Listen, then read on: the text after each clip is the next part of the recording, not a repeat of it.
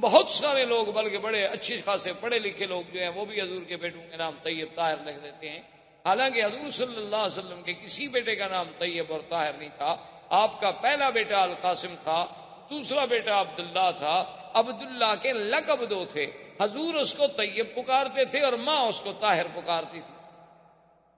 یہ آپ کا لقب تھا، نام عبداللہ تھا۔ اور ایک بیٹا حضور کا نام ابراہیم تھا، جو بی بی ماریا قبطیہ سے، جو مقوقس نے حضور کو ہدیہ بھیجا تھا، اس عورت سے پیدا ہوئی۔ اور قاسم جو ہے تقریباً وہ بھی 6-7 سال کی عمر میں فوت ہو گئے، عبداللہ بھی صغر سن میں فوت ہو گئے، اور ابراہیم جو ہیں وہ تو ابھی دودھ پینے کی عمر میں تھے کہ فوت ہو۔ اس لیے ایک صحیح حدیث مبارک میں ہے، حضور نے فرمایا ان لہ برزۃ فی الجنہ، میرے بیٹے کے لیے اللہ نے جنت میں بھی دایا کا انتظام کیا ہے، وہ جو دودھ پلاتی ہے۔ اور حضور نے یہ بھی فرمایا تھا کہ اگر میرے اوپر نبوت کا دروازہ بند نہ ہو جاتا تو شاید میرا بیٹا ابراہیم جو ہے یہ بھی اللہ کا نبی ہے۔ اتنی شان۔ اور آپ کی 4 بیٹیاں تھیں، سیدہ فاطمہ، سیدہ زینب، سیدہ رقیہ، سیدہ ام کلثوم رضوان اللہ تعالی علیہن اجمعین۔ یہ سب کے سب جو ہیں بی بی خدیجہ کی پتنی۔ اور اسی سے دشمنان اسلام،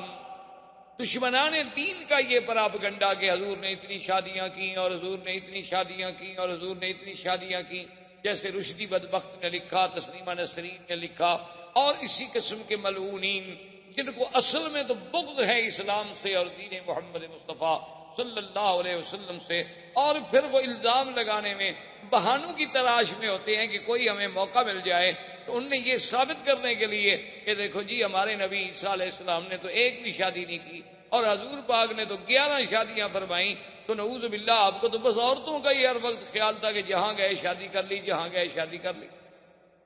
تو یہ ایک الزام ہے جس کی کوئی حقیقت۔ آپ خود اندازہ فرمائیں کہ آپ کے بچے کی عمر اگر 25 سال ہو تو آپ اس کے لیے 40 سال کی بیوی نہیں ڈھونڈتے، اور خاص طور پہ آپ تو ڈاکٹر ہیں ماشاءاللہ، پڑھے لکھے لوگ ہیں، سمجھدار ہیں، آپ دیکھ لیں کہ سرزمین مکہ کی گرمی ہو تو 40 سال کی عمر کے بعد عورت میں رہتا کون سی جوانی رہتی؟ چلو ٹھنڈے علاقے کی عورتیں تو پھر بھی بیچاری کچھ لمبی زندگی گزار لیں گی صحت کی، لیکن سرزمین مکہ کی گرمی ہو اور یہاں پر کھجور کی غذا ہو تو 40 سال کے بعد عورت میں باقی کیا رہ جاتا ہے کہ نعوذ باللہ اس کے لیے محض شہوانی جذبے سے شادی کی جائے، پھر آدمی کنواری لڑکی سے شادی کرے۔ اور حضور نے تو جب تک بی بی خدیجہ زندہ رہی 25 سال تک اور کوئی شادی نہیں، یعنی حضور صلی اللہ علیہ وسلم کی عمر 25 سال، زوجہ کی عمر 40 سال، اور حضور پھر 50 سال کی عمر پہ پہنچ گئے اور آپ نے کوئی شادی نہیں کی۔ تو جو جوانی کا حصہ تھا حضور کا وہ تو سارا بی بی خدیجہ کے ساتھ گزر گیا۔ تو جس سے ثابت ہوا کہ حضور کی کوئی شادی جو تھی دراصل وہ اپنے منشے سے نہیں تھی، بلکہ یہاں بھی میرے اللہ کی نگرانی تھی اور اللہ کے فیصلے تھے۔ اس لیے حضور صلی اللہ علیہ وسلم کی بعد میں شادی ہوئی بی بی عائشہ سے، بعد میں شادی ہوئی بی بی صفیہ سے، بی بی ام سلمہ سے، وہ بھی بوڑھی عورت تھی، بی بی سودا سے، وہ بھی بوڑھی عورت تھی۔ بی بی صفیہ سے کیوں ہوئی کہ خیبر کے سردار کی بیٹی تھی، سب لوگوں نے کہا کہ حضور سردار کی بیٹی ہے، اچھا ہے کہ اگر آپ نے کسی اور کو دینا ہے باندی بنا کے تو بہتر ہے اپنی باندی بنا لے تاکہ کچھ تو ان سرداروں کی عزت ہو جائے۔ تو حضور صلی اللہ علیہ وسلم نے اس بنا پہ شادی کی۔ اور پھر سب سے بڑی بات یہ ہے کہ جس نبی کے اٹھنے پہ سونے پہ بھی اللہ کا پہرا ہو، اس پیغمبر کی شادیاں منشاء خداوندی کے بغیر کبھی ہو سکتی؟ یہی وجہ تھی کہ جب سیدہ عائشہ صدیقہ رضی اللہ تعالی عنہا پہ تہمت لگی، منافقین نے تہمت لگا دی، تو حضور صلی اللہ علیہ وسلم نے بڑا لمبا واقعہ ہے، قرآن میں بھی موجود ہے، حضرت عمر سے پوچھا کہ عمر تمہاری کیا رائے ہے کہ بی بی عائشہ پہ تہمت لگا دی گئی ہے، میں اس کا کیا کروں؟ بی بی عائشہ کو چھوڑ دوں، طلاق دے دوں، کیا حل کروں؟ تو حضرت عمر نے کہا حضور پہلے تو یہ آپ کا داخلی معاملہ ہے، اس میں مجھے حق نہیں ہے دخل دینے کا، لیکن اگر آپ سے رائے لیتے ہیں تو مجھے بھی اجازت ہے کہ میں آپ سے 1-2 باتیں پوچھ لوں، آپ ناراض تو نہیں ہوں گے؟ حضور نے فرمایا کہ نہیں۔ تو حضرت عمر نے پوچھا کہ یا رسول اللہ، بی بی عائشہ سے جو شادی ہے یہ آپ نے اپنے منشے سے کی ہے یا حکم خداوندی سے؟ تو حضور نے فرمایا کہ نہیں، اللہ کا حکم ہے، وہ تو جبریل اس کی تصویر لے کر بھی میرے پاس آئے تھے۔ یہ تو اللہ کا حکم ہے. تو اس نے کہا حضور ہمیں اپنے بیٹوں کے لیے اچھی لڑکی مل جاتی ہے، اللہ کو اپنے نبی کے لیے پاک لڑکی نہیں ملی. ایک غلط لڑکی ڈھونڈ لی اللہ نے آپ کے لیے.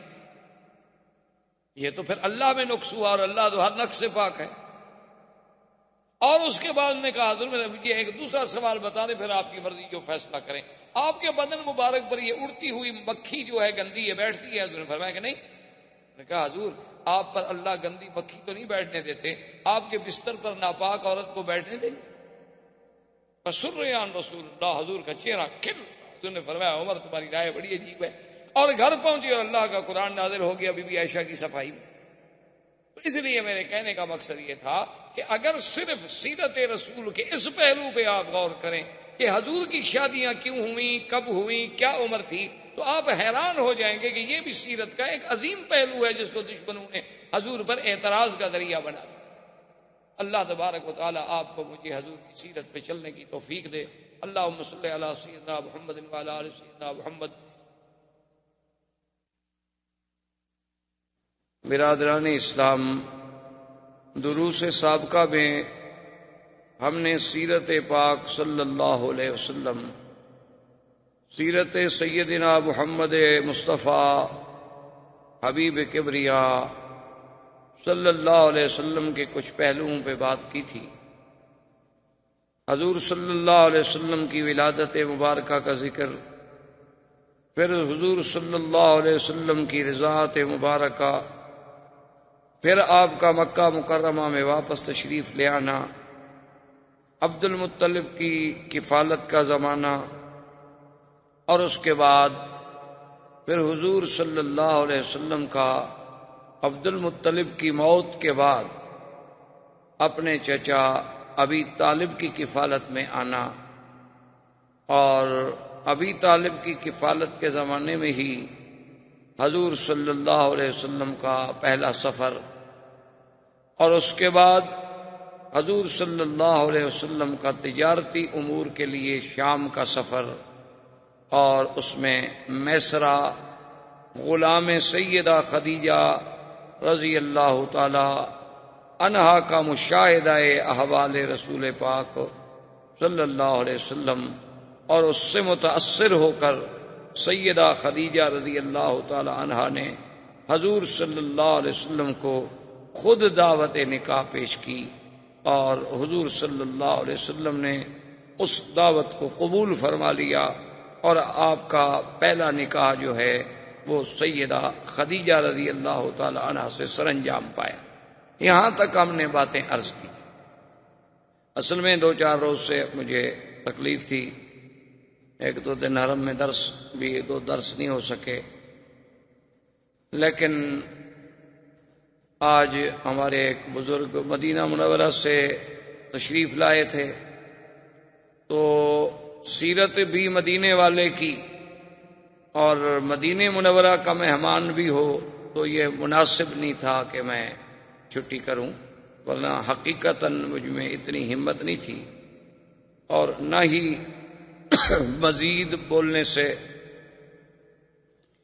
اور گلے پہ اثر. لیکن بہرحال جب اللہ کی رحمت ہوگی تو سب باتیں خود بخود ٹھیک ہو جائیں گی. تو سیدہ خدیجہ الکبریٰ رضی اللہ تعالی عنہا دنیا کائنات میں وہ سب سے خوش نصیب خاتون ہیں، وہ سب سے خوش قسمت خاتون ہیں کہ جن کے مقدر میں سرکار دو عالم صلی اللہ علیہ وسلم کی زوجیت کا شرف آیا اور سب سے پہلے آیا. اسی لیے روایات میں یہ بات موجود ہے کہ کامل من الرجال کثیرون، کہ مردوں میں تو بہت کامل پیدا ہوئے، بڑے بڑے کامل پیدا ہوئے، اللہ کے نبی پیدا ہوئے، انبیاء و رسل پیدا ہوئے، لیکن عورتوں میں بہت کم کامل پیدا ہوئے. یعنی عورت ہو اور مقام کمال کو پہنچے وہ خوش نصیب بیویاں، ان میں ایک سیدہ خدیجہ الکبریٰ ہے رضی اللہ تعالی عنہ. اسی طرح بی بی آسیہ جنہوں نے فرعون کے گھر میں رہ کر بھی سیدنا موسیٰ علیہ السلام پہ اسلام لائیں، ایمان لائیں، اور اسی طرح بی مریم علیہ السلام جو سیدنا عیسیٰ علیہ السلام کی والدہ ہیں، اور اللہ نے انہیں بھی بہت بڑے شرف عظیم سے نوازا، اور اسی طرح اخت موسیٰ علیہ السلام، اور اسی طرح سیدہ عائشہ رضی اللہ تعالی عنہن اجمعین، یہ وہ خوش نصیب با کمال خواتین ہیں کہ جن کو اللہ نے مدارج کمال، مدارج جمال سے اور مدارج مقامات رفیع سے نوازا، کہ جن کا ذکر قرآن میں، حدیث پاک میں، لسان نبوت پہ آیا، اور ان سب میں پھر جو شرف سیدہ خدیجہ کو ملا ہے اس کا کوئی مقابلہ نہیں ہو سکتا۔ اسی لیے سیدہ خدیجہ رضی اللہ تعالی عنہا وہ خوش نصیب بیوی ہیں کہ حضور کی ساری اولاد مبارک، حضور صلی اللہ علیہ وسلم کی چاروں بیٹیاں، سیدہ فاطمہ الزہرا، سیدہ رقیہ، سیدہ زینب، سیدہ ام کلثوم، اور حضور کے بیٹے قاسم، عبداللہ، طیب اور طاہر جو ہے یہ لقب ہے، یہ الگ نام نہیں۔ طیب اور طاہر یہ لقب ہے حضور کے پیارے بیٹے عبداللہ کا۔ حضور پاک انہیں طیب کہہ کے پکارتے تھے، اور بی بی خدیجہ انہیں طاہر کہہ کے پکارتی تھی، ورنہ نام ان کا عبداللہ تھا۔ یہ بعض لوگوں کو بہت بڑی غلطی لگتی ہے، وہ سمجھتے ہیں کہ حضور کے بیٹوں کا نام طیب و طاہر ہے۔ یہ بات نہیں، حضور کے بیٹے کا نام قاسم ہے، دوسرے بیٹے کا نام عبداللہ ہے، اور تیسرے بیٹے کا نام ابراہیم ہے۔ یہ ابراہیم جو ہیں یہ بی بی خدیجہ سے نہیں، بلکہ یہ بی بی ماریہ قبطیہ جو بادشاہ حبشہ مقوقس نے حضور صلی اللہ علیہ وسلم کو ہدیہ بھیجا تھا، اور حضور نے انہیں پھر بیوی بنا لیا، تو اس بیوی سے حضرت ابراہیم پیدا ہوئے، اور حضرت ابراہیم دودھ پینے کی عمر میں، یعنی ابھی 2 سال کی عمر کے اندر اندر وفات ہوئی، اور میرے آقا نے سرکار دو عالم رحمت دو جہاں صلی اللہ علیہ وسلم نے فرمایا کہ اگر میرے بعد اللہ تبارک و تعالی نبوت کا دروازہ بند نہ کرتے تو یہ میرا بیٹا ابراہیم بھی نبی ہوتا۔ یعنی اتنا بڑا اعزاز ملا سیدنا ابراہیم کو۔ اور اس کے بعد حضور نے فرمایا کہ اللہ نے مجھے دکھلایا ہے کہ ان لہ مرضعہ فی الجنت، کہ جنت میں اللہ نے اس کی دودھ پلانے والی کا انتظام کیا ہے جو میرے بچے کو دودھ پلاتی ہے۔ تو اتنا بڑا اعزاز، تو یہ ساری اولاد جو ہے حضور کی وہ سیدہ خدیجہ الکبریٰ سے۔ اور اسی طرح سیدہ خدیجہ کے بارے میں سیدہ عائشہ صدیقہ بنت الصدیق رضی اللہ تعالی عنہ فرماتی ہیں کہ ما غرت علی احد من نساء رسول اللہ صلی اللہ علیہ وسلم، میں نے کسی عورت پہ اتنی غیرت کبھی نہیں کھائی جتنی بی بی خدیجہ پہ مجھے غیرت آتی تھی۔ تو ازواج مطہرات نے سوال کیا، انہوں نے کہا کہ یا امہات المؤمنین، آپ کو بی بی خدیجہ پہ غیرت کھانے کا کیا مطلب؟ حالانکہ بی بی خدیجہ تو آپ کی شادی سے بھی پہلے وفات فرما گئی، ان کی وفات تو مکہ مکرمہ میں ہو گئی، اور آپ کی شادی مدینہ منورہ میں ہوئی۔ تو جب آپ نے اس بی بی کا زمانہ ہی نہیں دیکھا، چلو بیویوں میں ہوتا ہے، یعنی 2 شوقنوں میں اس قسم کا جلن ہو جاتا ہے، یہ نیچر ہے، فطرتی بات ہے، لیکن آپ نے تو اس بی بی کا زمانہ ہی نہیں دیکھا، تو آپ کو کیا تکلیف ہو؟ تو بی بی عائشہ فرماتی ہیں لکثرت ذکر رسول اللہ صلی اللہ علیہ وسلم، کہ میرے محبوب کا ہر وقت اس کا ذکر کرنا کہ ہاکذا قالت خدیجہ، ہاکذا فعلت خدیجہ، خدیجہ نے یہ کہا، خدیجہ نے یہ کہا، خدیجہ نے یہ کہا، خدیجہ نے یہ کہا۔ تو جب محبوب کی زبان سے کسی دوسرے کا نام سنوں تو غیرت تو آتی ہے۔ تو اس لیے مجھے بی بی خدیجہ رضی اللہ تعالی عنہا پہ سب سے زیادہ غیرت آتی تھی کہ جب حضور کو کوئی ہدیہ پہنچتا، کوئی چیز آتی، فرماتے کہ خدیجہ کی سہیلیوں کو بھیجو، فلاں خدیجہ کی بہن بنی ہوئی تھی اس کو بھیجو، تو ایک دن بی بی عائشہ جوش میں آ گئیں اور انہوں نے کہا کہ یا رسول اللہ صلی اللہ علیہ وسلم، ایک مدت بیت گئی، بی بی خدیجہ فوت ہو گئیں اور پھر وہ بیوہ عورت تھیں، ان کے آپ سے پہلے 2 شوہر تھے، دونوں شوہروں سے اولاد تھی، تو ایک بوڑھی عورت کو آپ اتنا یاد کرتے ہیں، ہر وقت فرماتے ہیں کہ خدیجہ نے یہ کہا، فغضب رسول اللہ صلی اللہ علیہ وسلم، حضور ناراض ہو گئے، حضور نے فرمایا عائشہ تمہیں پتا ہے تم لوگ تو اس وقت میرے پاس آئے ہو جب اللہ نے مجھے عزت دی، اللہ نے مجھے طاقت دی، اور خدیجہ نے اس وقت میرا ساتھ دیا جب اللہ کے سوا میرا کوئی نہیں تھا، تو خدیجہ کے تو مجھ پہ احسان ہے، میں کیسے خدیجہ کو بھول سکتا ہوں؟ تو خدیجہ محسنہ محمد مصطفیٰ ہے اور محسنہ اسلام ہے، اور اول من اسلمت، اور سب سے پہلے اسلام لانے والی ہستی سیدہ خدیجہ الکبریٰ رضی اللہ تعالی عنہا، اور آپ کا نکاح جو ہے وہ ابو طالب نے خطبہ پڑھا، اور اس پہ گواہی دینے والوں میں حضرت ابو بکر بھی موجود ہیں، اسد بن عزا بھی ہیں، اور سیدنا حمزہ بھی رضی اللہ تعالی عنہ۔ حضور صلی اللہ علیہ وسلم کے نکاح کے بعد سیدہ خدیجہ الکبریٰ سے آپ کا جو تعلق اور آپ کی جو مودت اور آپ کی جو حسن عشرت اور آپ کا جو حسن خلق، وہ ایک ایسا مثالی تھا کہ جس کی دنیا کوئی مثال نہیں پیش کر سکتی۔ اور اسی ضمن میں ایک بات یہ بھی ساتھ عرض کر دوں کہ بعض دشمنان اسلام، بعض دشمنان دین، خاص طور پہ یہودی صہیونی مستشرقین، ان کے بڑے بڑے قلمکار، بڑے بڑے رائٹر، ان باتوں پہ مسلمانوں کو دھوکہ دیتے ہیں کہ دیکھو جی ان کے پیغمبر نے اتنی شادیاں کی اور اتنی نکاح کیے اور اتنی عورتیں رکھی، اور نعوذ باللہ ثم نعوذ باللہ، کہ یہ زبان ادا نہیں کر سکتی وہ الفاظ جو دشمنان دین الزام لگاتے ہیں۔ حالانکہ یہ بات سمجھ لیں کہ یہ محض الزام ہے۔ جیسے کہ ایک ہندو نے بھی ایک کتاب لکھی تھی رنگیلا رسول، جس کو غازی علم الدین شہید نے جسے قتل کیا تھا، اس بدبخت نے حضور صلی اللہ علیہ وسلم کے اسی کثرت ازواج، تعدد ازواج کو نشانہ بنایا تھا۔ اور اس دور میں جیسے رشدی نے حضور صلی اللہ علیہ وسلم کی ازواج کو نشانہ بنایا،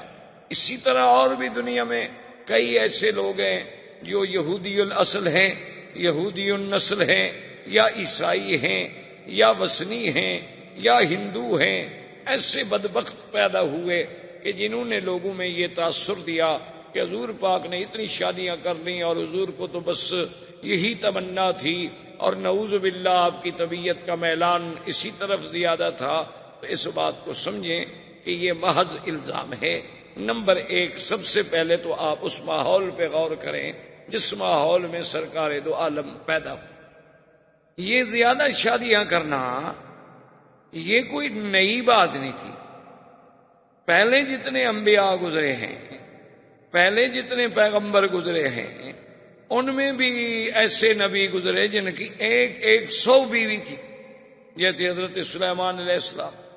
اسی طرح اور انبیاء گزرے ہیں جن کی ان سے بھی زیادہ ازواج مطہرات، اور اس ماحول میں عام لوگوں کی بھی بیویاں ایک کے بجائے متعدد ہوتی تھیں۔ تو اس زمانے میں پہلی بات تو یہ ہے کہ یہ عقلاً اور رواجاً کوئی عیب نہیں تھا۔ اصل میں بعض چیزیں ایک ملک میں عیب ہوتی ہیں اور دوسرے ملک میں عیب نہیں ہوتی۔ مثلاً آج کل ہم انڈو پاک میں چونکہ ہندو تہذیب سے متاثر ہیں، ہمارے لوگوں نے ہندوؤں کے ساتھ مل کے زندگی گزاری، ان کا آپس میں ملنا جلنا رہنا سہنا، جس کا نتیجہ یہ نکلا کہ ہندو تہذیب کے اثرات جو تھے وہ مسلمانوں پہ آ گئے، کہ ہمارے ہاں بھی دوسری شادی ایک جرم بن گئی، دوسری شادی کرنے والا مجرم بن گیا، اور دوسری شادی کرنا نعوذ باللہ ایک اتنا بڑا گناہ کا کام ہو گیا، اتنا بڑا جرم سمجھا گیا کہ اس کو برادری سے، قوم سے، قبیلے سے کاٹ دیا جاتا ہے۔ اس نے دوسری شادی کر لی اور اس نے دوسری شادی کر لی۔ حالانکہ آج بھی آپ دیکھیں عرب میں ایسے قبائل موجود ہیں جن کی 4 بیویاں ہیں، ایک گھر میں رہتی ہیں، ایک جگہ کھانا کھاتی ہیں، ایک سفرے پہ بیٹھ کے روٹی کھاتی ہیں، ایک جیسے کپڑے پہنتی ہیں اور ایک دوسرے کے بچوں کو سنبھالتی ہیں. اس کے بچے اس کو ماں کہتے ہیں اور اس کے بچے اس کو ماں کہتے ہیں. کوئی تضاد نہیں، کوئی تعارض نہیں، کوئی جھگڑا نہیں، کیونکہ ان پر ہندو کا غلبہ نہیں، اسلام کا غلبہ ہے، اور ہم پر تہذیب ہندوانہ کا غلبہ ہے، جس کی وجہ سے ہمارے ہاں دوسری شادی کرنا جو ہے وہ بہت بڑا جرم بن گیا. اور اسی طرح یورپ میں بھی آپ دیکھ لیں. اور بدقسمتی یہ ہے کہ جن قوموں کے نزدیک زنا جرم نہیں، وہی شادی پہ اعتراض کرتے ہیں. یعنی آپ دیکھیں دشمن کی دو رنگی چال ملاحظہ کریں کہ ایک طرف تو اس کو مرغی پہ ذبح کرنا جو ہے اس پہ رحم آتا ہے، کرنٹ سے مارتا ہے کہ مرغی کو تکلیف نہ ہو، اور دوسری طرف اگر کوسوفو میں، بوسنیا میں، چیشان میں، کشمیر میں، افغان میں، بلکہ ناگاساکی اور ہیروشیما میں اللہ کی مخلوق کو تباہ کر دیا جائے کروڑوں اور لاکھوں کے حساب سے، وہاں رحم نہیں آتا. جن لوگوں نے اپنے آپ کو اتنی اوپن کیا ہوا ہے کہ جن کے نزدیک زن، زر، زمین کا کوئی قانون ہی نہیں ہے، یعنی عورت اپنی رضامندی سے جو چاہے کرے، شرط یہ ہے کہ رضامندی، ان کے نزدیک شادی پہ اعتراض ہے. اور اس کا نتیجہ کیا نکلا؟ آپ نے چند دن پہلے پڑھا ہوگا اخبار میں کہ اس وقت امریکہ جو اپنے آپ کو ایک سپر پاور اور پتہ نہیں کس کس زوم میں مبتلا ہے، جس نے پوری دنیا کی چوکیداری کے فرائض سنبھال لیے ہیں کہ ساری دنیا پہ ہمارا نیو ورلڈ آرڈر چلے گا، ساری دنیا پہ فلاں آدمی کا جو ہے کھڑا کیوں ہوا، یہ آدمی بیٹھ کیوں گیا، اور یہ آدمی جو ہے سو کیوں گیا، یہ بھی ہم سے پوچھا جائے. جس کا یہ عالم ہے، وہاں 10 لاکھ لڑکیاں نکاح سے پہلے چھوٹی عمر میں حاملہ ہوتی، ہر سال 10 لاکھ، اور ہر سال 10 لاکھ حرامی بچہ پیدا ہو، 50 سال میں کتنے ہو جائیں گے آپ حساب کر لیں، پھر ان کا عدد دیکھ لیں ٹوٹل کہ کل آبادی کتنی ہے، اور ہر سال 10 لاکھ حرامی بچوں کا اس میں اضافہ ہوتا ہے. اس سے خود اندازہ کر لیں کہ وہ قوم جن کو اپنی نسل کا علم نہیں، اعتراض کرتے ہیں حضور صلی اللہ علیہ وسلم پر، یہ کتنی بڑی بدقسمتی. دوسری بات یاد رکھیں کہ حضور صلی اللہ علیہ وسلم نے 11 نکاح کیے. حضور صلی اللہ علیہ وسلم کی ازواج مطہرات 9 تھیں جس وقت میرے آقا اس دنیا سے تشریف لے گئے. آپ کی 9 بیویاں زندہ موجود. یہ 2 باتیں ذہن میں رکھ لیں. تیسری بات یہ ذہن میں رکھ لیں کہ ہر مسلمان کا یہ عقیدہ ہے کہ حضور صلی اللہ علیہ وسلم کا کوئی کام، کوئی عمل، کوئی حکم، کوئی فرمان اللہ کے بغیر ہوتا ہی. تو اس کا مطلب یہ ہوا کہ حضور صلی اللہ علیہ وسلم کے نکاح، حضور صلی اللہ علیہ وسلم کی شادیاں، حضور صلی اللہ علیہ وسلم کی ازواج مطہرات، یہ بھی اللہ کے حکم سے نکاح سر انجام ہوئے. تو جب اللہ کا حکم ہو تو اللہ کا رسول اپنے حکم، خدا کے حکم کو کیسے توڑ سکتے ہیں؟ یہ بات ذہن میں رکھ لیں. اور اس کے ساتھ اب سیرت کا بھی ایک پہلو دیکھیں. سارے قرآن میں آپ نظر ڈالیں، پہلے تو نظام عالم یہ ہے، سنت اللہ یہ ہے کہ اللہ قرآن میں عورتوں کا ذکر زیادہ نہیں فرماتے، بلکہ وہ مردوں کے تابع ہو کے ایک حکم عام دے دیا جاتا. لیکن کہیں کہیں یہاں ذکر بھی آیا تو وہاں لفظ امرأہ استعمال کیا گیا. یاد رکھو، ایک لفظ ہے امرأہ، ایک لفظ ہے زوجہ. ان دونوں لفظوں میں جو فرق ہے وہ لغت کے ماہرین عرب سمجھتے ہیں کہ زوج، زوجہ، زوجہ جو ہے یعنی یہ ایک برابری کا لفظ ہے. زوج 2 عدد، جو دونوں چیزیں برابر ہیں اس کو کہتے ہیں زوج. تو زوجہ اور زوج یعنی گویا کہ دونوں ایک ہی گاڑی کے 2 پہیے ہیں اور برابر ہیں. امرأہ میں وہ معنی نہیں ہوتا، اس میں آتا ہے مطلقاً عورت. امرأہ کا معنی ہوتا ہے مطلق عورت. زوجہ کا معنی ہوتا ہے کہ زوج کی برابری کرنے والی عورت. دونوں کو ذرا سمجھنے کی کوشش کریں. اچھا اب دیکھو، ایک آدمی اگر عرب میں مثلا دوسری شادی کر لے اور اس کے بچے سے پوچھو تو وہ بھی یہ عورت کیا ہے؟ وہ کہے گا امی،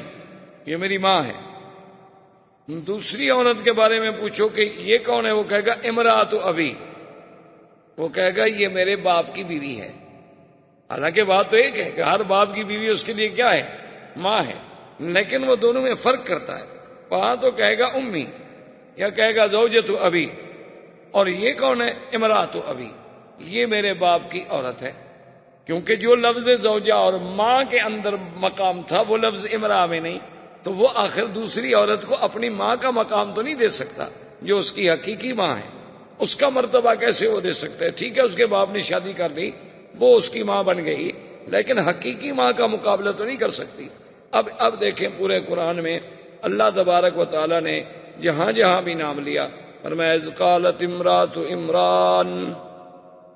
عمران کی بیوی امرا۔ ضرب اللہ مثلا للذین کفروا امرأۃ نوح وامرأۃ لوط، اللہ نے مثال بیان کی حضرت لوط کی بیوی اور حضرت نوح کی بیوی، لیکن امرأۃ نوح، امرأۃ لوط، نوح بھی پیغمبر لوط بھی پیغمبر، لیکن ان کی بیویوں کو قرآن کیا کہتا ہے؟ امرأۃ نوح امرأۃ لوط۔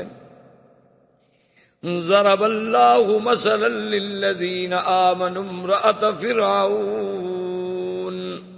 اذ قالت رب ابن لی عندک بیتا فی الجنہ، اللہ نے مثال پیش کی کہ فرعون کی بیوی امرأۃ فرعون، حالانکہ بی بی آسیہ بڑی شان والی بیوی ہے، لیکن قرآن کیا کہتا ہے؟ امرأۃ۔ اچھا اسی طرح قرآن نے ایک مسئلہ بیان، وامرأۃ مؤمنۃ ان وهبت نفسها للنبی ان اراد النبی ان ينكحها خالصة لك من دون المؤمنین۔ اللہ نے فرمایا کہ اگر کوئی عورت، وہاں بھی امرأہ، تو سارے قرآن میں نظر ڈالیں، نوح کی بیوی کا نام، عورت کا نام آئے تو امرأۃ نوح، لوط کی بیوی کا نام آئے تو امرأۃ لوط، فرعون کی بیوی کا نام آئے تو امرأۃ فرعون، عمران کی بیوی کا نام آئے تو امرأۃ عمران۔ لیکن شان رسالت دیکھیں، شان محمد مصطفیٰ دیکھیں صلی اللہ علیہ وسلم، کہ اللہ نے میرے مدنی کی بیویوں کو امرأہ نہیں کہا، فرمایا یا ایھا النبی قل لازواجک وبناتک ونساء المؤمنین، میرے مدنی صلی اللہ علیہ وسلم نبی پاک آپ، یا ایھا النبی قل لازواجک، ازواج زوج، کیوں حضور کے قریب لا رہے ہیں؟ حضور کی شان کی وجہ سے بیویوں کا شان بھی اونچا ہو گیا۔ جو چیز بھی میرے مدنی کے قریب آئی وہ بھی آسمانوں کو پہنچ گئی، اس کو بھی بلندی مل گئی، وہ بھی زوجہ کے یا نساء النبی، اللہ نے فرمایا میرے مدنی پاک کی بیویوں لستن کاحد من النساء، یعنی آپ اندازہ فرمائیں کہ کیا خطاب ملا ہے زوج کا۔ تو یہ بھی سیرت کا ایک پہلو ہے کہ اللہ نے کسی نبی کی بیوی کو زوجۃ النبی نہیں کہا، صرف محمد الرسول اللہ صلی اللہ علیہ وعلا آلہ واصحابہ وسلم کی بیویوں کو ازواج نبی کہا گیا۔ اب دوسری بات یہ یاد رکھیں کہ اگر کوئی دنیا میں آدمی محض خواہشات نفسانی کے لیے شادی کرے تو 25 سال کی عمر میں تو وہ کنواری لڑکی ڈھونڈتا ہے، کوشش کرتا ہے کہ مجھ سے کم عمر لڑکی ملے، یعنی میری عمر سے چھوٹی ملے۔ بلکہ آج کل آپ دیکھیں جن کے پاس یہاں بھی دولت ہے، پیسہ ہے، 70 سال بھی عمر ہو جائے وہ بھی چاہتے ہیں ہم چھوٹی لڑکی سے شادی کریں۔ کئی دفعہ ایسا ہوتا ہے کہ ایک آدمی کے ساتھ عورت ہوتی ہے تو آدمی یہ تصور کرتا ہے کہ شاید یہ اس کی بیٹی ہوگی، لیکن جب پوچھتا ہے تو وہ کہتے نہیں نہیں یہ تو میری بیوی ہے۔ تو یعنی آج کا بندہ بھی اگر وسائل ہیں تو وہ یہ چاہتا ہے کہ میری عمر 70 سال ہو تو بیوی مجھے 15 سال کی ملے، 20 سال کی ملے، 25 سال کی ملے، کیونکہ ہم پر خواہش نفس زیادہ غالب ہے۔ اور سرکار دو عالم محبوب رب العالمین رحمت دو جہاں اور معصوم سیدنا محمد مصطفیٰ صلی اللہ علیہ وسلم آپ دیکھیں کہ 25 سال عین شباب کا کمال ہے، اور پہلی شادی کس سے ہوتی ہے؟ سیدہ خدیجہ الکبریٰ، جن کی عمر 40 سال۔ چلو 1 منٹ کے لیے ہم دشمنوں کی بات مان لیں کہ جی وہ تو ایک ضرورت تھی، اور امیر عورت تھی، اور سردار قبیلے کی عورت تھی، حضور کو اپنے تحریک چلانے کے لیے سرمایہ کی ضرورت تھی، تو حضور پاک نے ایک عورت سے شادی کر لی۔ چلو اس کے بعد تو حضور فوراً اس کا مال لینے کے بعد اور شادی کر لیتے، لیکن حضور پاک نے 25 سال سے لے کر 50 سال کی عمر مبارک تک اور کوئی شادی نہیں کی، یعنی 25 سال صرف حضور پاک کے گزرے تو سیدہ خدیجہ کے ساتھ، جو ایک بوڑھی عورت ہیں، 40 سال کی عمر رسیدہ ہیں، پہلے 2 مردوں کی بیوی رہ چکی ہیں، تو سمجھ آیا کہ حضور کا خواہشات نفسانی کا تو کوئی مسئلہ ہی نہیں تھا۔ اور پھر حضور صلی اللہ علیہ وسلم کا اپنے وجود مبارک پر اتنا اللہ نے انہیں کنٹرول عطا فرمایا تھا کہ بی بی عائشہ فرماتی ہیں کہ جب چاہو حضور کو دیکھو روزے رکھ رہے ہیں تو معلوم ہوتا تھا کہ افطار ہی نہیں کریں گے، اور افطار کر لیا تو معلوم ہوتا تھا روزے بھی نہیں رکھیں گے، اور کبھی دن میں بھی روزہ، رات میں بھی روزہ، دن میں بھی روزہ، رات میں بھی روزہ۔ اچھا، اور بیویوں پہ نظر ڈالیں، بی بی ام سلمہ پہ نظر ڈالیں، بی بی سودا پہ نظر ڈالیں، جن کے بڑھاپے کا یہ عالم تھا کہ انہوں نے کہا کہ یا رسول اللہ ہمیں تو اب کوئی خواہش ہی نہیں ہے، لہذا ہمارا دن جو ہے وہ بی بی عائشہ کو دے دیا جائے، یعنی وہ بھی بوڑھی عورت ہے۔ اچھا، اصل وجہ کیا تھی شادیوں کی؟ اس میں اللہ کی حکمت تھی۔ بی بی زینب سے کیوں شادی ہوئی؟ تاکہ جاہلیت کی رسم ٹوٹے۔ جاہلیت میں ایک رسم تھی کہ جس کو کہہ دیتے تھے کہ یہ میرا بیٹا ہے، زبانی بیٹا بنا لیتے، تو اس بیٹے کی بیوی کو بھی وہ حقیقی بیٹے کی بیوی کے برابر سمجھتے تھے کہ اس سے بھی نکاح حرام ہے۔ کیوں؟ یہ بیٹا جو ہم نے کہہ دیا، تو اللہ پاک نے اس قانون کو توڑا کہ یہ رسم جاہلیت ہے، صرف بیٹا کہہ دینے سے کوئی بیٹا نہیں بن جاتا۔ اب حضرت زید رضی اللہ تعالی عنہ، جنہیں حضور نے اپنا بیٹا بنایا اور جن کو سارے صحابہ کہتے تھے زید بن محمد صلی اللہ علیہ وسلم، یہ زید کون ہے؟ اصل میں یہ زید بن حارثہ۔ ان کو راستے میں کسی نے پکڑ لیا۔ قبیلے آتے ہیں نا، سفر کرتے ہیں، راستے میں قبیلے والوں نے پکڑ لیا، مکے میں آ کے بیچ دیا کہ یہ غلام ہے، حالانکہ وہ بیچارے غلام نہیں تھے۔ بک گئے جب، تو پھر بی بی خدیجہ نے خریدا، تو اب یہ غلام بن گئے بی بی خدیجہ کے۔ تو جب سرکار دو عالم صلی اللہ علیہ وسلم کی شادی ہوئی تو بی بی خدیجہ نے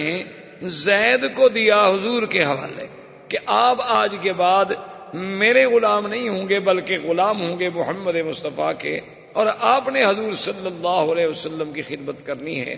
حضرت زید حضور کے اتنے قریب آئے، اتنی خدمت کی، حضور نے خوش ہو کے انہیں اپنے بیٹے کا لقب دے دیا اور فرمایا کہ زید تم غلام نہیں، تم میرے بیٹے ہو۔ تو لہذا لوگوں نے بھی انہیں زید بن محمد، زید بن محمد صلی اللہ علیہ وسلم کہہ کے پکارنا شروع کیا۔ اب اللہ کی شان دیکھیں کہ ان کے والد حارث وہ جناب تلاش کرتے کرتے کرتے کرتے مکے میں پہنچ گئے، اور انہیں پتہ لگا کہ تمہارا بیٹا تو یہاں موجود ہے زید۔ انہوں نے جا کے زید کو پکڑا، جب پکڑا تو پہچان لیا، آخر بیٹا بیٹا ہوتا ہے۔ انہوں نے کہا کہ بیٹا میں تو مدت ہو گئی تمہیں ڈھونڈتے ڈھونڈتے، باپ ہے، اولاد تو بڑا ایک سب سے بڑی کمزوری ہے انسان، یعنی اللہ تبارک و تعالی رحمت فرمائے انما اموالکم و اولادکم فتنہ، اولاد اور مال جو ہے سب سے بڑی آزمائش ہے۔ تو بڑی محبت کے ساتھ ملے اور نے کہا کہ اچھا ہوا تم مجھے مل گئے، اور تم مہربانی کرو میرے ساتھ چلو، اور وہ حضور کی خدمت میں حارث، انہوں نے آگے عرض کیا کہ یا محمد صلی اللہ علیہ وسلم یہ میرا بیٹا ہے زید، یہ غلام نہیں ہے، ہم تو پیچھے بڑے آزاد قبیلے کے لوگ ہیں، اس میں غلامی کوئی نہیں، یہ تو سفر کر رہا تھا، قبیلے والوں نے ظلم کیا، پکڑ لیا، مکے میں آ کے بیچ دیا، اور اب مجھے پتا چلا ہے کہ یہ آپ کا غلام ہے، مہربانی کریں آپ اس کو اجازت دیں کہ یہ میرے ساتھ واپس جائے، آخر میرا بیٹا ہے۔ حضور پاک صلی اللہ علیہ وسلم نے فرمایا کہ حارثہ ہم اس میں انصاف کریں گے، ہم کسی کے ساتھ زیادتی نہیں کریں گے، بات اتنی ہے کہ نخیر زید، ہم زید کو خیار دے دیتے ہیں اور اختیار دے دیتے ہیں کہ زید جہاں چاہے چلا جائے، اگر ہمارے پاس رہنا چاہتا ہے تو ہمارے پاس رہے، اگر اپنے والد کے ساتھ جانا چاہتا ہے، ورنہ تو ہم آپ کا کوئی حق نہیں، کیونکہ ہم تو خرید چکے ہیں۔ تو حارثہ بڑے خوش ہو گئے، انہوں نے کہا جی بالکل ٹھیک ہے، ماشاءاللہ الحمدللہ، یہی تو میں چاہتا ہوں۔ اور انہوں نے زید کو سمجھایا، قائل کرنے کی کوشش کی کہ بیٹا تمہیں لاکھ پیار ملے لیکن یہاں تو غلام ہی رہو گے نا، اور جب تم واپس جاؤ گے اپنے قبیلے میں تو تم ایک آزاد، ایک احرار اور حر کی حیثیت میں ہوگے۔ اس نے کہا کہ ابا جان بات سن لیں کہ خدا کی قسم ہے میں تو دنیا کی بادشاہی جو ہے وہ بھی محمد مدنی کی غلامی پہ چھوڑ سکتا ہوں،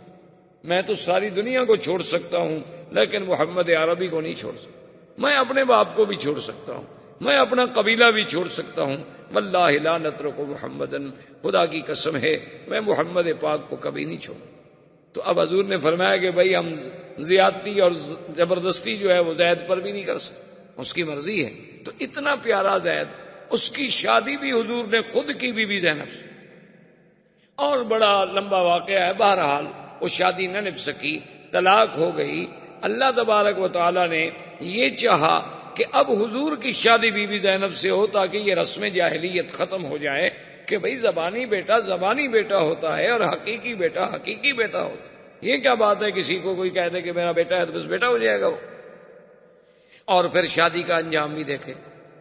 اور کمال بھی دیکھیں۔ حضور نے پیغام بھیجا بی بی زینب کو اپنے نکاح کے لیے، ویسے بھی حضور کی پھوپھی کی بیٹی تھی اور زید کی طلاق کی وجہ سے وہ دل شکستہ بھی تھی۔ حضور نے جب پیغام بھیجا، اس زمانے کی بیویوں کی بھی شان نرالی، تو بی بی نے جواب یہ بھیجا، اس نے کہا کہ بات یہ ہے کہ حضور پاک سے تو اعلیٰ، افضل، اجمل، اکمل دنیا میں کوئی اللہ کی مخلوق میں پیدا ہوا ہی نہیں اور نہ ہوگا، لیکن میں شادی نہیں کر سکتی، استخیر ربی، میں اپنے اللہ سے جب تک مشورہ نہ کر لوں میں جواب نہیں دے سکتی ہاں میں یا نہ میں استخارہ کروں گی۔ اور استخارے کا معنی یہ ہوتا ہے کہ ہم اللہ سے پوچھ رہے ہیں کہ اللہ میاں یہ کام کریں یا نہ کریں،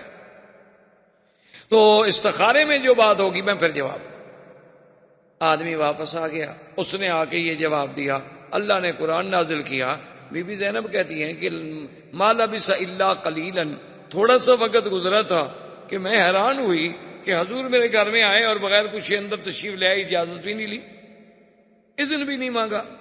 تو میں حیران ہو گئی کہ اللہ کا نبی کسی کے گھر میں آئے اور بغیر اذن، بغیر اجازت کے اندر تشریف لے آئے، یہ کیا ہو گیا؟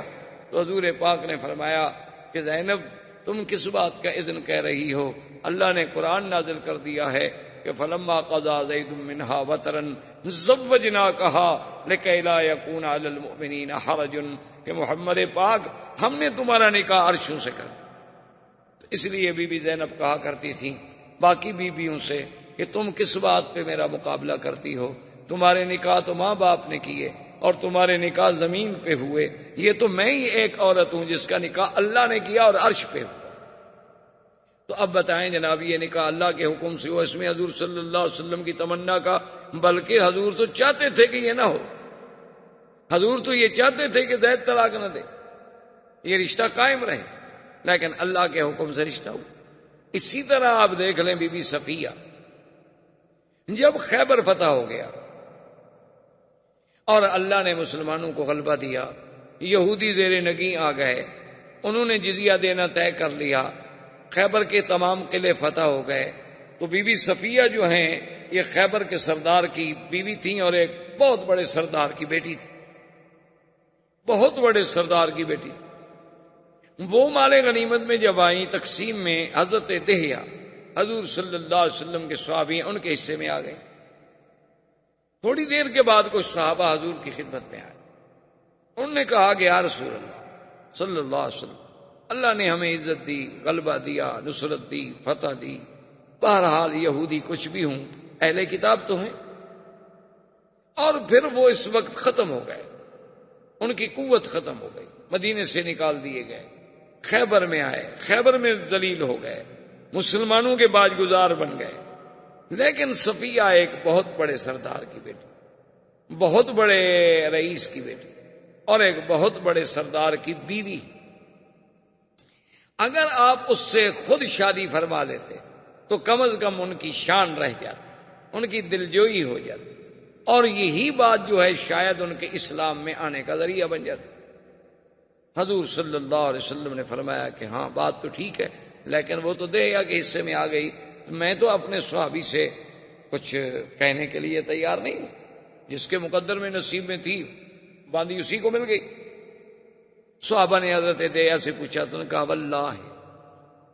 اب دیکھیں سارا سلسلہ قدرت کی طرف سے، انہوں نے کہا واللہ، انہوں نے کہا خدا کی قسم ہے میں نے تو اس وقت تک بی بی صفیہ کو دیکھا ہی نہیں، باوجود اس کے وہ میرے حصے میں آ گئی، لیکن میں نے تو نظر ہی نہیں پڑی۔ اگر حضور چاہتے ہیں تو میرا تو اپنا جسم و جان قربان ہے، چاہے جائے کہ ایک جاریہ، ایک غلام لڑکی جو مجھے ملی ہے میں حضور کے لیے قربان نہ کر سکوں، یہ کوئی بات ہے؟ تو بہرحال حضور صلی اللہ علیہ وسلم نے اس وجہ سے شادی کی۔ اب اس بات کو دیکھیں کہ جب شادی ہو گئی تو بی بی صفیہ کے چہرے پر ایک نشان، تو سرکار دو عالم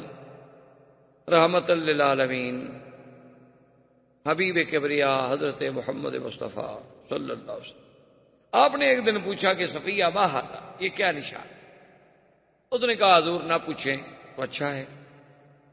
حضور نے فرمایا اب تو میں نے پوچھ لیا۔ انہوں نے کہا حضور پھر آپ کو شاید میرا جواب ناگوار گزرے۔ آپ نے فرمایا وہ بھی نہیں،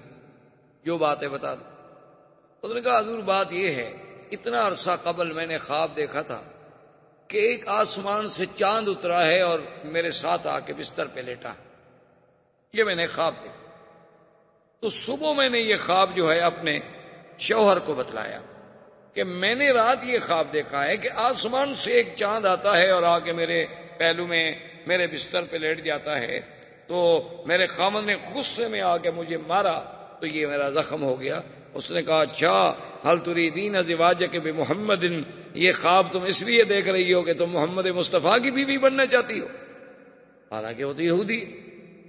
اور چاند دیکھنے سے بھی کیا ہو گیا، ان کو پتا تھا کہ یہ چاند کی تشبیہ جو ہے اس دنیا میں اگر کسی کے ساتھ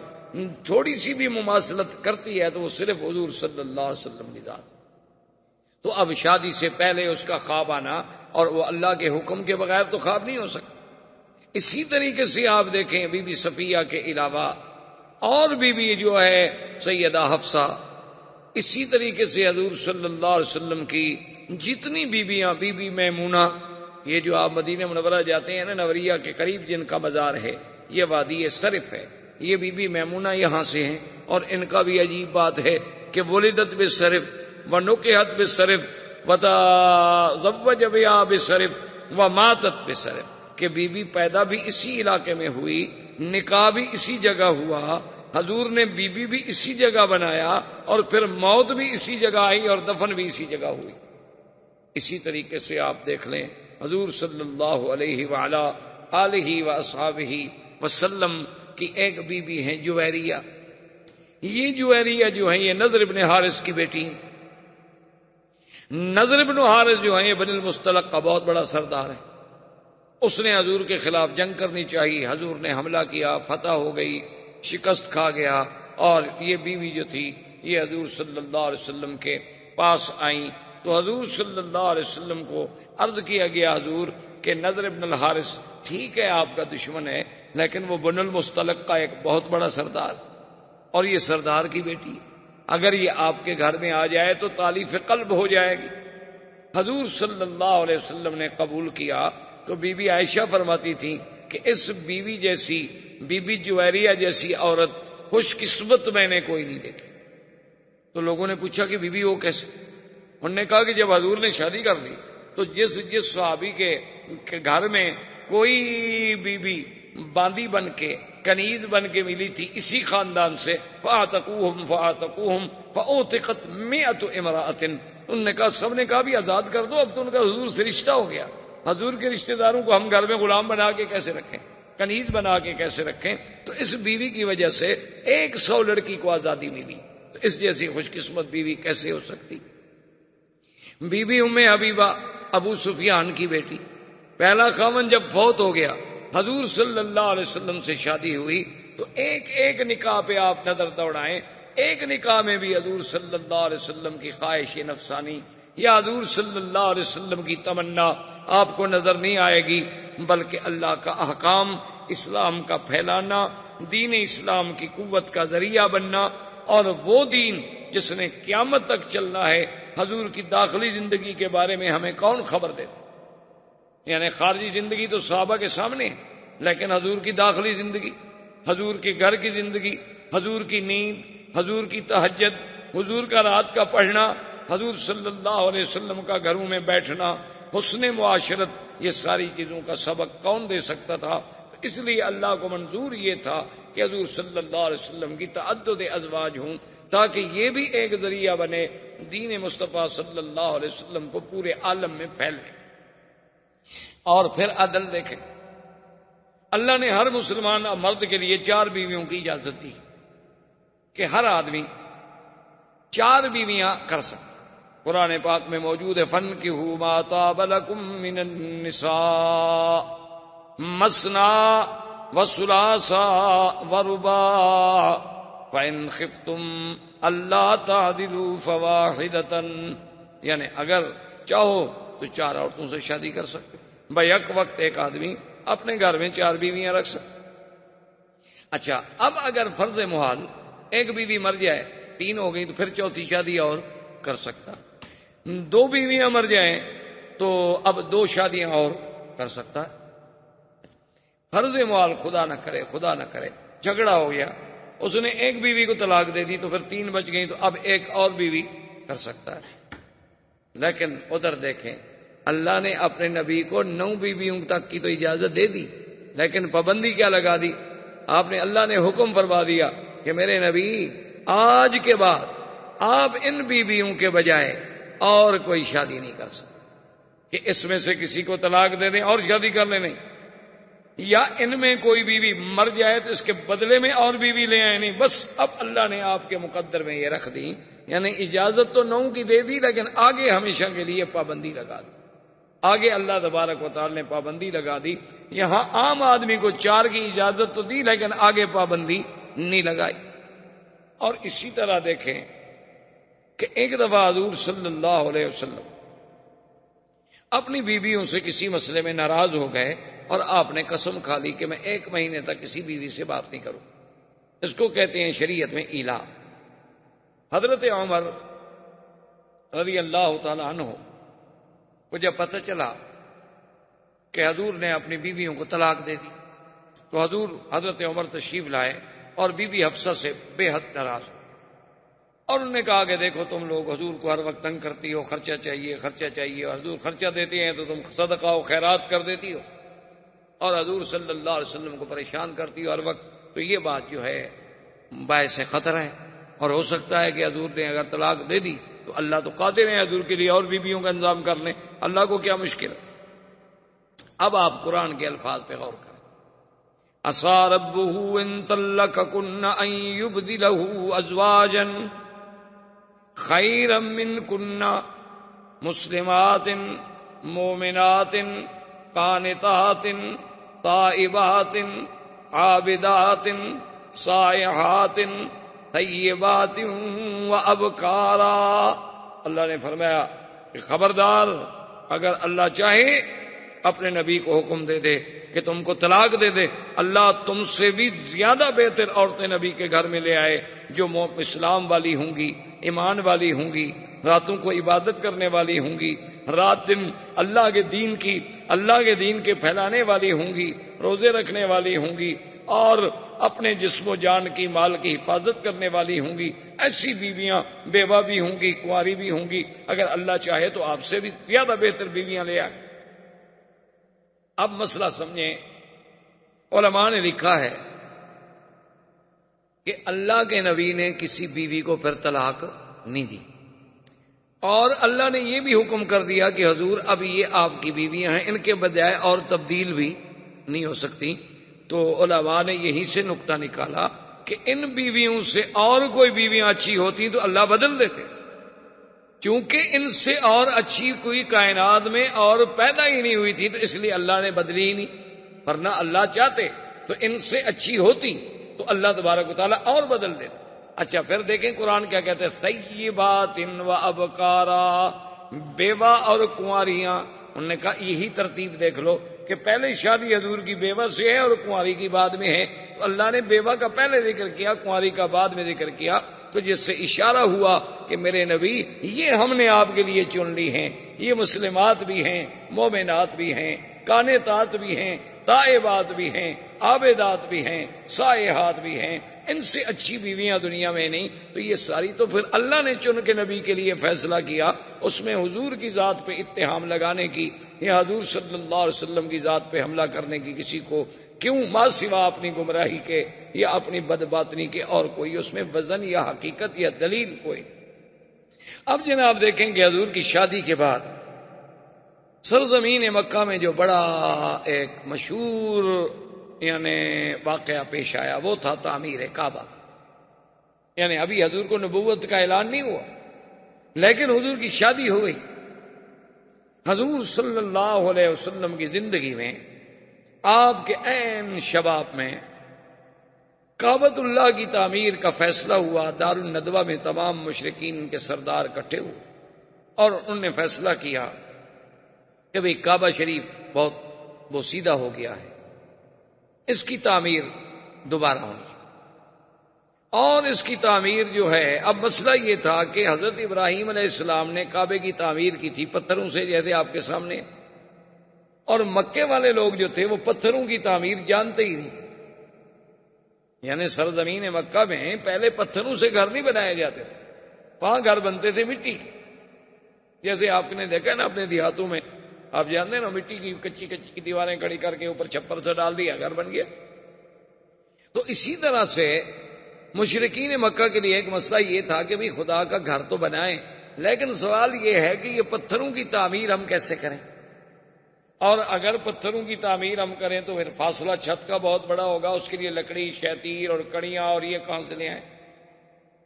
خیر اتفاق ایسا ہوا کہ ایک سفینہ آیا، کشتی آئی بہت بڑی مال بردار، وہ جدے کے قریب آ کے خشکی پہ چڑھ گئی اور ٹوٹ گئی۔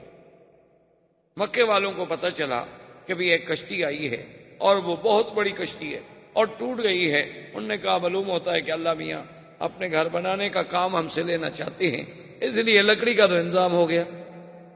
اب انہوں نے کہا بھی چلو لکڑی بھی وہاں سے ہم خرید لیتے ہیں، لیکن بنائے گا کون؟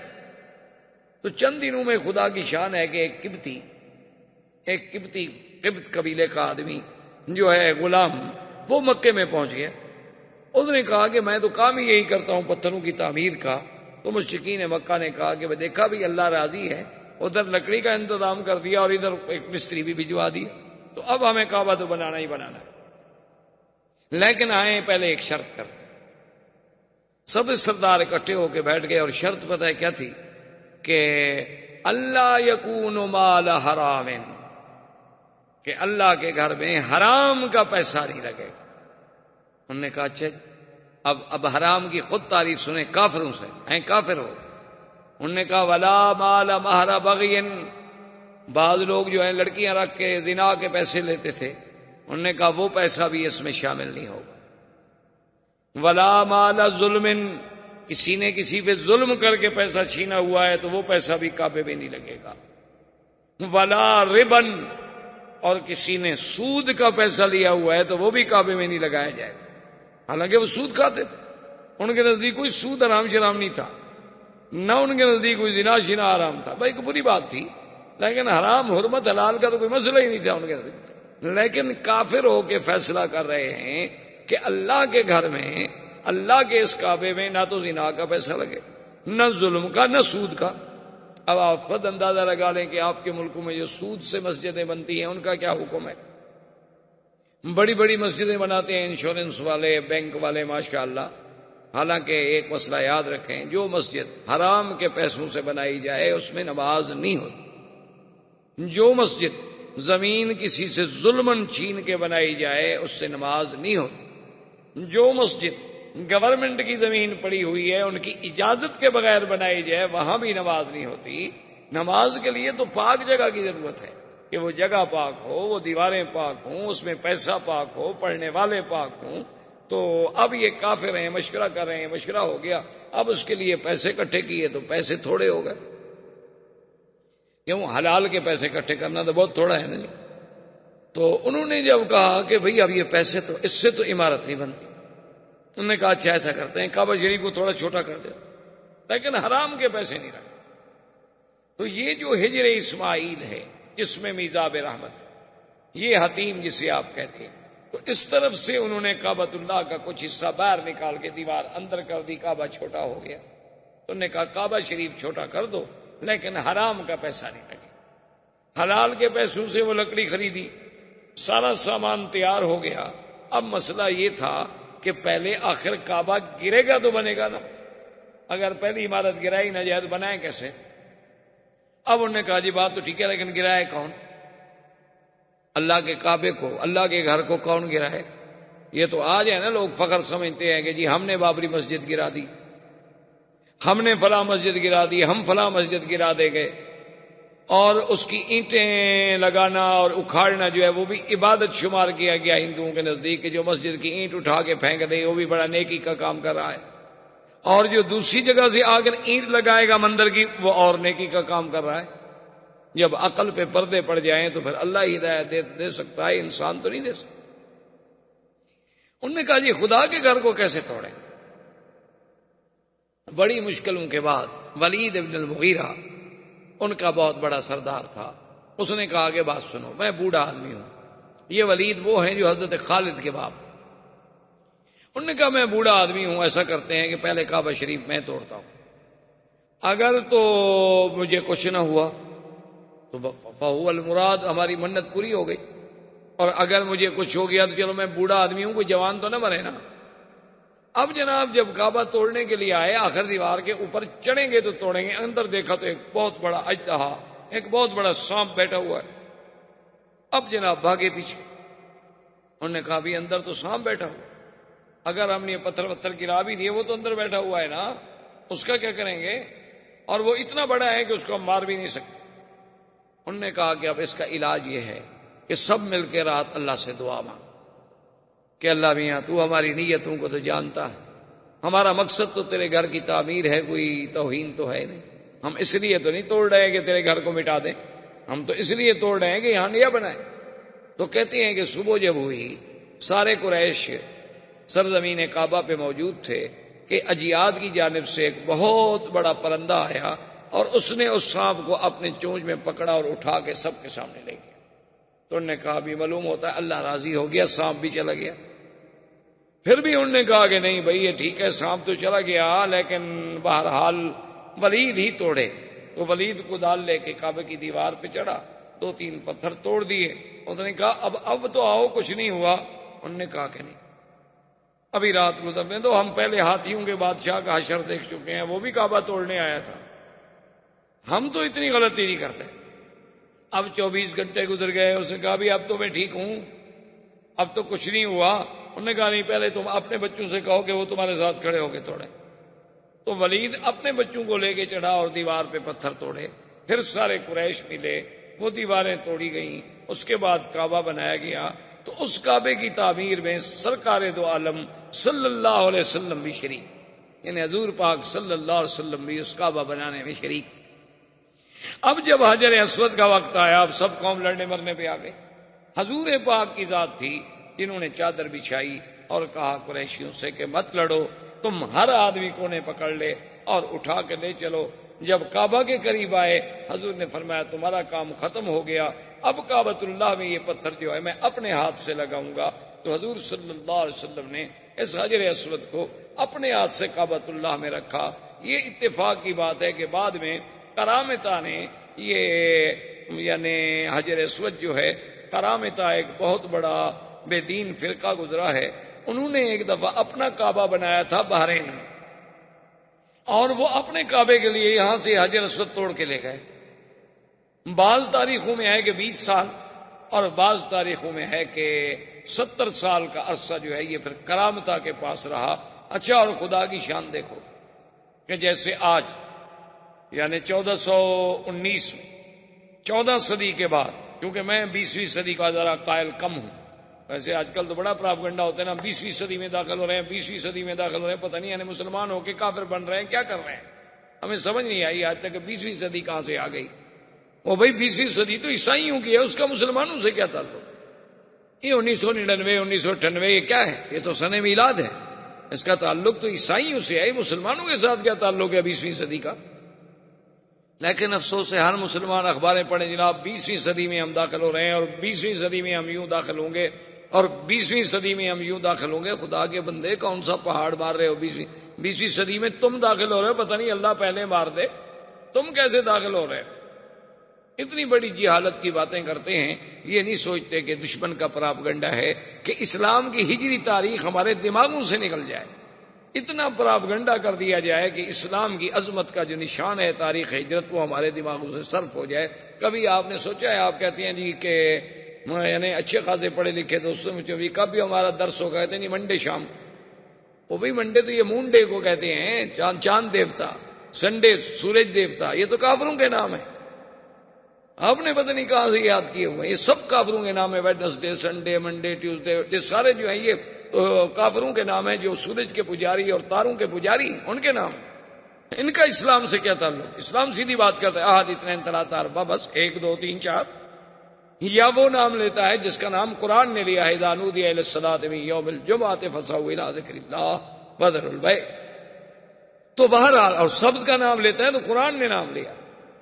اب جناب بہرحال کہنے کا مقصد یہ تھا کہ یہ شرف جو ہے یہ بھی سرکار دو عالم صلی اللہ علیہ وسلم کو نصیب ہوا کہ انہوں نے حجر اسود جو ہے، اب دیکھیں نا یہ اللہ کی قدرت ہے، سمجھ نہیں آتی، یعنی سیرت کے کس کس پہلو کو آپ دیکھیں۔ حجر اسود، اچھا زمزم پہ نظر ڈالیں، سیدنا اسماعیل کے پاؤں لگے، جبریل نے پر مارا، لیکن حضور نے جب زمزم پیا تو اپنا لعاب مبارک زمزم میں ڈال کے پھر وہ کنویں میں ڈال دیا، تاکہ قیامت تک امت کو ایک نبی کے پاؤں، ایک نبی نوری نبی حضرت جبریل کا پر اور محمد مدنی صلی اللہ علیہ وسلم کے لعاب کی برکت نصیب ہوتی۔ اسی طرح حجر اسود کو دیکھیں کہ اترا آدم کے ساتھ، رکھا ابراہیم نے، پھر جوڑا محمد الرسول اللہ صلی اللہ علیہ وعلا آلہ واصحابہ وسلم تسلیما کثیرا کثیرا نے۔ زندگی باقی تو بات باقی۔ والسلام علیکم۔ الحمدللہ رب العالمین، والصلاة والسلام علی اشرف الانبیاء وسید المرسلین سیدنا محمد وعلی آلہ واصحابہ اجمعین۔ برادران اسلام، الحمدللہ دروس سابقہ میں جو سیرت رسول پاک صلی اللہ علیہ وسلم کے ضمن میں ہم پڑھ رہے ہیں، سن رہے ہیں، حضور صلی اللہ علیہ وسلم سے قبل جزیرہ عرب کے احوال، پھر حضور صلی اللہ علیہ وسلم کی پیدائش سے قبل آپ کے بارے میں مبشرات، اشارات، ارہاسات، اور پھر حضور صلی اللہ علیہ وسلم کی ولادت با کرامت، با سعادت، با برکت و با رحمت، اور اس کے بعد حضور صلی اللہ علیہ وسلم کا زمانہ رضاعت، اور زمانہ رضاعت کے بعد حضور صلی اللہ علیہ وسلم کا واپس مکہ میں تشریف لانا، عبد المطلب کی کفالت، عبد المطلب کی اس کے بعد موت، اور پھر حضور صلی اللہ علیہ وسلم کا اپنے چچا ابی طالب کی کفالت میں منتقل ہونا، اور اسی کفالت کے دوران میں قریش مکہ کا تجدید کعبہ کا پروگرام، اللہ کے کعبے کی تعمیر، اور اس تعمیر میں بھی سرکار دو عالم صلی اللہ علیہ وسلم کی شرکت، اور حضور صلی اللہ علیہ وسلم کا اپنے ہاتھوں مبارک سے حجر اسود کی تنصیب، یہ تمام مراحل تقریباً، پھر حضور صلی اللہ علیہ وسلم کا سفر، آپ کا سفر تجارت، اموال خدیجہ سے اور میسرہ غلام کی معیت، اور پھر حضور صلی اللہ علیہ وسلم کی شان میں عظیم عظیم مبشرات، عظیم عظیم اشارات و علامات کا میسرہ کا دیکھنا، پھر سیدہ خدیجہ سے نکاح، اور ابی طالب نے خود ہی پھر خطبہ نکاح پڑھا، اور حضور صلی اللہ علیہ وسلم کا نکاح ہوا، اور حضور صلی اللہ علیہ وسلم کا عین شباب کا دور تھا کہ آپ کی عمر مبارک 25 سال اور سیدہ خدیجہ رضی اللہ تعالی عنہا کی عمر جو تھی وہ 40 سال۔ اب حضور صلی اللہ علیہ وسلم مکی زندگی میں ہیں۔ یہاں تک تقریباً ہم نے سیرت مبارک کے کچھ پہلو دیکھے، اور یہ بھی عجیب اور حسن اتفاق ہے کہ اللہ تبارک و تعالی نے ہمیں سیرت کے بیان کے لیے توفیق دی، اور اتفاق سے آج دیکھیں کہ ربیع الاول کا مہینہ بھی، تو اس مہینے میں ربیع الاول میں ہی حضور صلی اللہ علیہ وسلم کی ولادت و سعادت ہے۔ گو علماء کا اختلاف ہے، لیکن راجح قول مبارک یہی ہے کہ حضور صلی اللہ علیہ وسلم ربیع الاول ہی میں پیدا ہو۔ اب اس میں تو اختلاف ہے کہ 9 تاریخ تھی یا 12 تاریخ تھی، لیکن مہینے میں کوئی اختلاف، تو یہ بھی اللہ کی طرف سے اس نے اتفاق ہوتا ہے کہ ہم سیرت کے دروس میں یعنی ہم نے ابتدا کی، اور اللہ پاک نے ہمیں وہ بابرکت مہینہ بھی نصیب فرما دیا جس میں حضور صلی اللہ علیہ وسلم کی ولادت باسعادت۔ اب حضور صلی اللہ علیہ وسلم کا زمانہ جو کہ نبوت کے قریب آ رہا ہے، ایک ہے نبوت کا فیصلہ، یاد رکھیں وہ تو اللہ پاک اس وقت فرما چکے تھے، ابھی آدم علیہ السلام پیدا بھی نہیں ہوئے تھے۔ ایک ہے نبوت کے وقت بعثت کہ آپ کو نبوت کب ملی، کس دور میں ملی، تو وہ اب جوں جوں حضور صلی اللہ علیہ وسلم کی جوانی، جوں جوں حضور صلی اللہ علیہ وسلم کا سن مبارک جو ہے وہ 40 کے قریب آتا جا رہا ہے، تو اب نبوت کے لیے حضور صلی اللہ علیہ وسلم کو اللہ کی طرف سے تیار کرنے کے لیے حالات مختلف پیدا ہوتے جا رہے ہیں، کیونکہ یہ قدرت کا فیصلہ ہے، اللہ تبارک و تعالیٰ کا فیصلہ ہے کہ کسی بھی پیغمبر کو، کسی بھی نبی کو نبوت جو ہے وہ 40 سال سے قبل نہیں ملی۔ ہر پیغمبر کو جب نبوت دی جاتی ہے تو 40 سال کے بعد دی جاتی ہے، الا بعض خصائص ہیں، بعض بقائے ہیں، جیسے عیسیٰ علیہ السلام، جیسے یحییٰ علیہ السلام، کہ انہوں نے اپنی ولادت کے بعد مہد میں اللہ کے حکم سے یہ اعلان کر دیا کہ آتانی الکتاب وجعلنی نبیا، اللہ نے مجھے نبی بنایا ہے، ورنہ بعثت کا جو زمانہ ہے وہ 40 سال کے بعد ہوتا۔ اور اس میں علماء نے حکمتیں لکھی ہیں کہ 40 سال کے بعد جو ہے نا انسان کا نمو جو ہے وہ کامل ہو جاتا ہے۔ اب انسان حتی بلغ اشدہ وبلغ 40 سنہ، اب اپنی انتہا پہ پہنچ جاتا، اب کوئی چیز پھر بڑھتی نہیں، اور عقل جو ہے وہ کمال حاصل کر لیتا ہے۔ اسی لیے خدا کی قدرت ہے کہ اس 40 کے عدد میں بھی بڑی حکمتیں ہیں، کہ جیسے اللہ نے موسیٰ علیہ السلام کے لیے تو میقات طور پر جو یعنی وقت معین فرمایا، فَتَمَّ مِيقَاتُ رَبِّهِ 40 لَيْلَةً، 40 رات، یعنی اس 40 کے عدد میں کوئی اللہ کی حکمت ہے۔ جیسے کہ حدیث مبارک میں آتا ہے کہ جس آدمی نے 40 حدیثیں یاد کر لیں تو وہ علماء میں شمار ہوگا،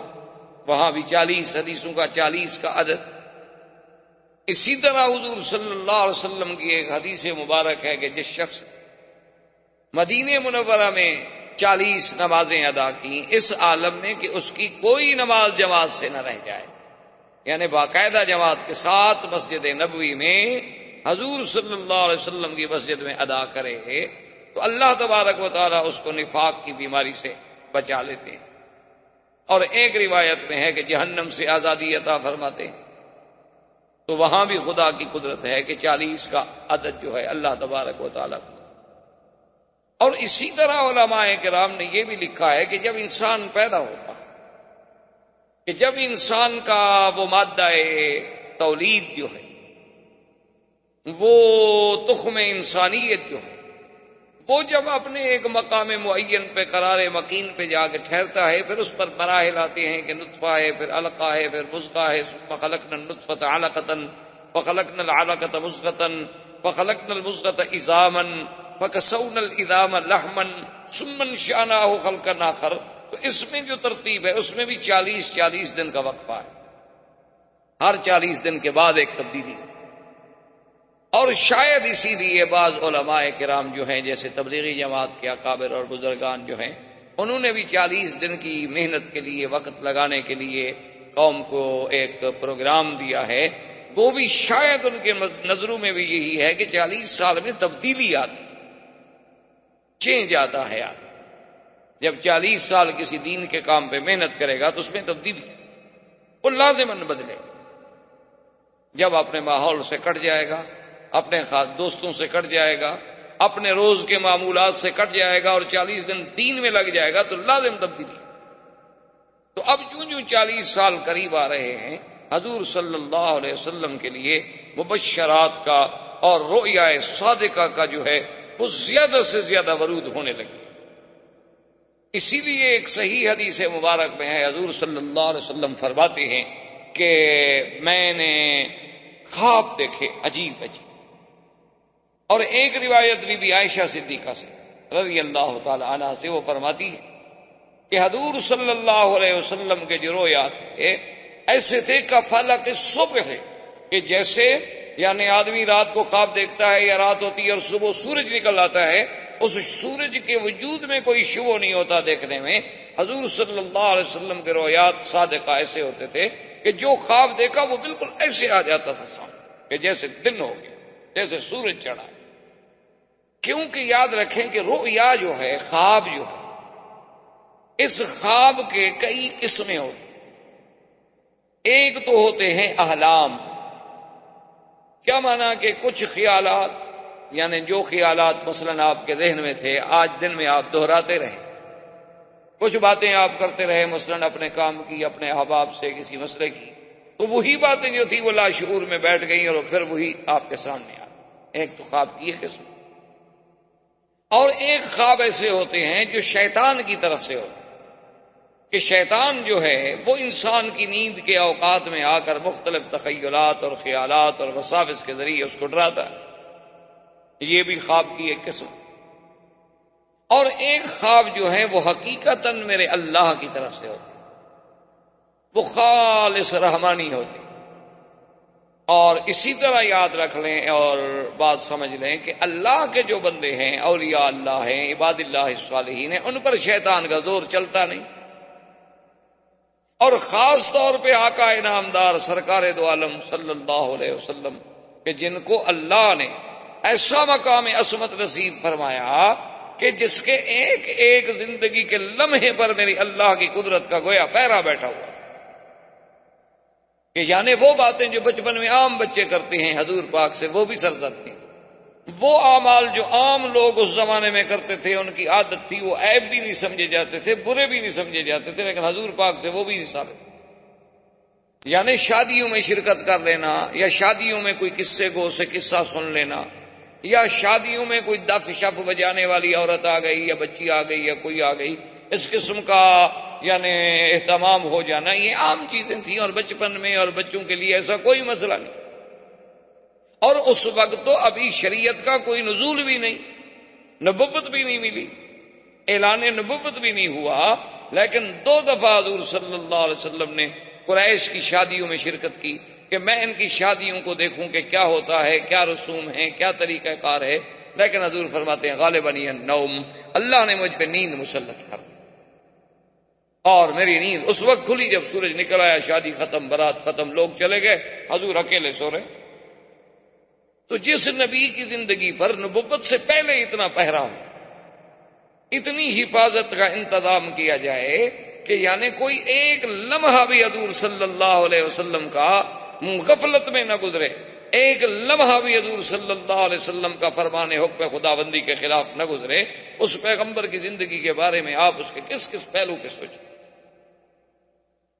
تو اس پیغمبر کا رویا، اس نبی کے خواب کیسے غلط ہو سکتے؟ کیونکہ شیطان تو حملہ کر نہیں سکتا، اللہ نے پیرا لگا دیا ہے، شیطان کو تو طاقت ہی نہیں۔ تو اب باقی تو مسئلہ صرف یہ رہ گیا کہ ان کو جب خواب آئے گا تو وہ بھی رحمان کی طرف سے ہوگا، اور جب رحمان کی طرف سے ہوگا تو وہ سچا ہوگا۔ اور خواب کے ضمن میں ایک بات یاد رکھ لیں، حضور صلی اللہ علیہ وسلم کی حدیث مبارک میں ہے کہ ایک تو خواب کے بارے میں کبھی جھوٹ نہ بولا کرے۔ کیا مانا کہ آپ نے خواب نہیں دیکھا اور کہتے ہیں کہ میں نے خواب دیکھا ہے؟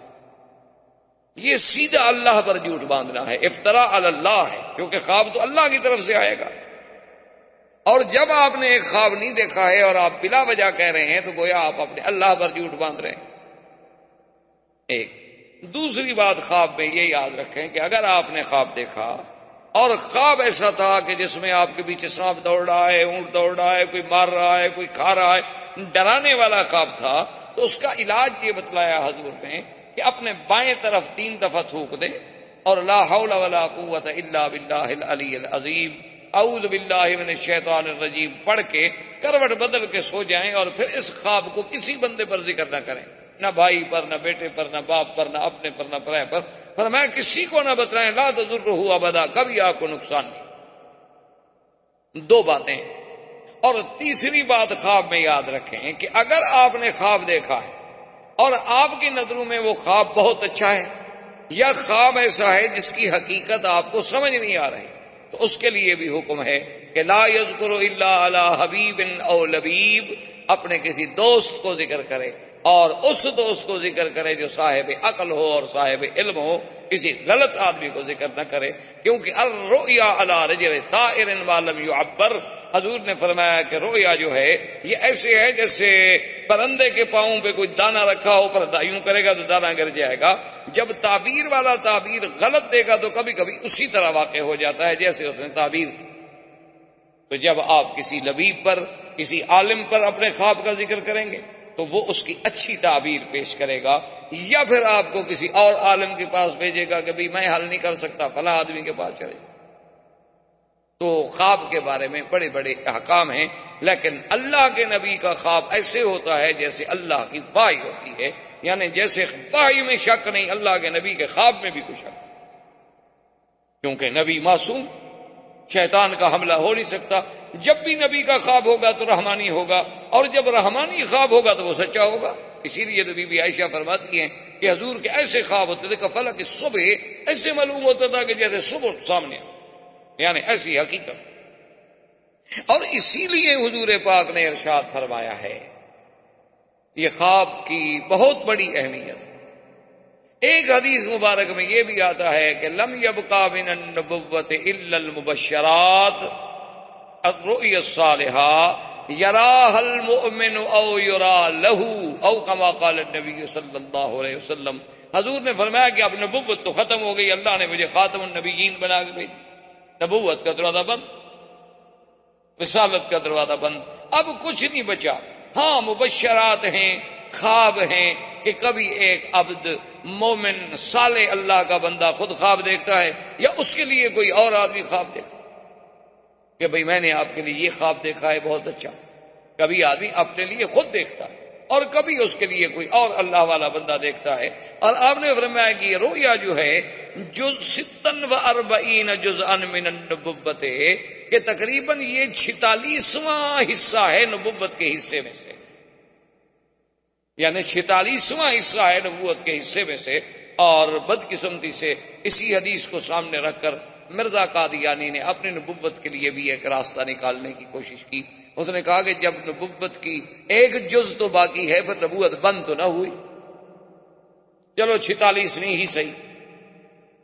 کیوں؟ دشمن تو انتظار میں ہوتا، مخالف جو ہے وہ انتظار میں ہوتا، باطل فرقے جو ہیں اسی انتظار میں بیٹھے ہوتے ہیں کہ اب مسلمانوں کے قرآن سے، حدیث سے کوئی ایک لفظ تو ہمیں ملے نا. احباب کرام، اس کے بعد اب آپ اس مبارک سلسلے کی CD نمبر 5 سماعت فرمائیں.